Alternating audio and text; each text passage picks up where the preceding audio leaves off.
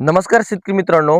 नमो शेतकरी योजनेचा जो काही येणारा हप्ता आहे, तर या हप्त्यासंदर्भात काही महत्त्वाचा असा अपडेट आहे आणि हेच अपडेट आपण या व्हिडिओच्या माध्यमातून जाणून घेण्याचे प्रयत्न करणार आहोत. आता आपण या व्हिडिओच्या माध्यमातून नेमके पात्र शेतकरी कोणते असणार आहेत, अपात्र शेतकरी कोणते असणार आहेत, तसेच याच्यामध्ये शेतकऱ्यांना कोणकोणती कामे करावी लागणार आहेत, त्याच्यानंतर कोणत्या शेतकऱ्यांच्या खात्यामध्ये हा हप्ता येणार नाही, तसेच कोणत्या शेतकऱ्यांच्या खात्यामध्ये हा हप्ता येणार आहे आणि हप्ता येणार आहे तर कधी येणार आहे, याची सविस्तर अशी माहिती आपण व्हिडिओच्या माध्यमातून बघणार आहोत. तर मित्रांनो, नमो शेतकरी योजना म्हणजे पीएम किसान योजनेच्या आधारावर चालू करण्यात आलेली एक महत्त्वपूर्ण योजना म्हणजे नमो शेतकरी योजना.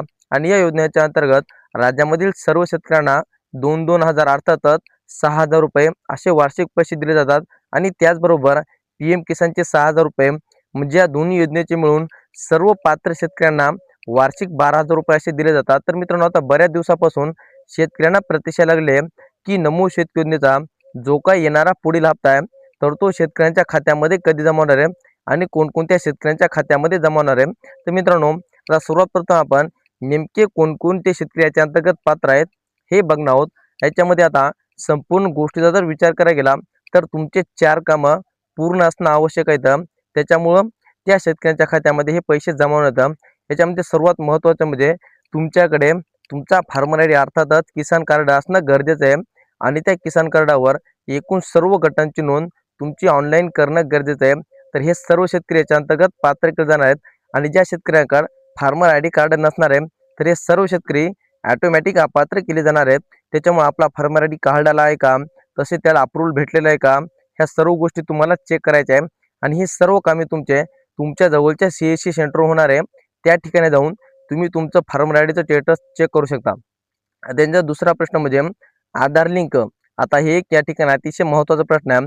कारण की बऱ्याच शेतकऱ्यांचा आपण जर पाहिलं असाल तर आधार लिंक नसल्यामुळं त्या शेतकऱ्यांना कोणत्या योजनेचे पैसे मिळत नाहीत. त्याच्यामध्ये पीएम किसान असेल, नमो शेतकरी असेल, त्याच्यानंतर पीक विमा असेल, अतिवृष्टी अनुदान असेल किंवा ठिबक अनुदान असेल, तुषार अनुदान असेल, विहिरीत अनुदान असेल, तर असं कोणते अनुदान त्या शेतकऱ्यांच्या खात्यामध्ये जमा होत नसतं.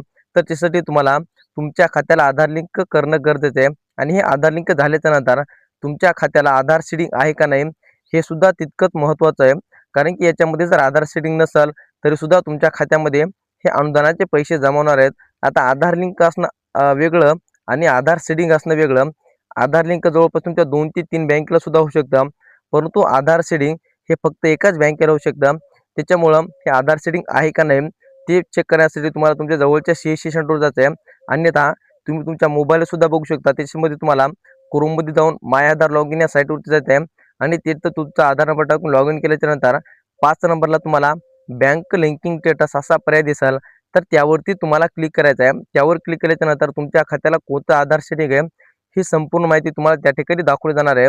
आणि त्याच्यानंतर तिसरी एक महत्त्वाची अट म्हणजे तुमची जी काय ई-KYC आहे, तर ई-KYC पूर्ण असणं गरजेचं आहे. आता बऱ्याच शेतकऱ्यांचं आपण जर पाहिलं असाल तर मोठ्या प्रमाणामध्ये ई-KYC संपूर्ण नसल्यामुळे, कंप्लीट नसल्यामुळे त्या शेतकऱ्यांच्या खात्यामध्ये त्या शेतकऱ्यांचे हे पैसे रुकलेले आहेत. तर ज्या शेतकऱ्यांचे पैसे रुकले आहेत अशा सर्व शेतकऱ्यांनी आपल्या जवळच्या CSC सेंटरवर जाऊन आपली ई-KYC पूर्ण करायची. आता त्यानंतर शेवटचा म्हणजे तुमचं जे काही लँड सीडिंगचा प्रॉब्लेम असेल, तुमच्या जमिनीची चुकीची माहिती देण्यात आलेली असेल, तर ते सुद्धा तुम्हाला बरोबर तुम्हाला माहिती द्यायची आहे. आता हे काम तुम्हाला फक्त तुमचं जे काही तहसील कार्यालय असेल आणि कृषी अधिकारी विभाग असेल, तर या दोनच ठिकाणी तुमचं काम पूर्ण होणार आहे.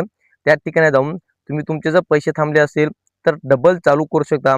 त्याच्यामुळे ज्या शेतकऱ्यांचे हे 4 कामं अपूर्ण असणार आहेत, ह्या सर्व शेतकऱ्यांनी येणाऱ्या 5 तारखेपर्यंत आपले सर्व कामं पूर्ण करून घ्या. जेणेकरून येणारा हप्ता हा तुमच्या खात्यामध्ये जमा होणार आहे.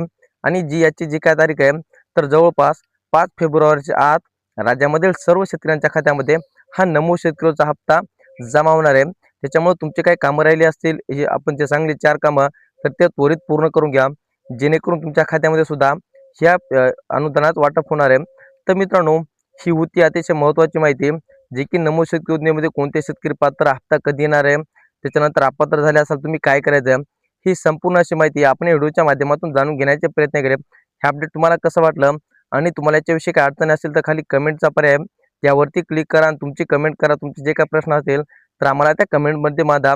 चला तर मित्रांनो, भेटत राहू नवीन माहितीसह, नवीन व्हिडिओसह. धन्यवाद.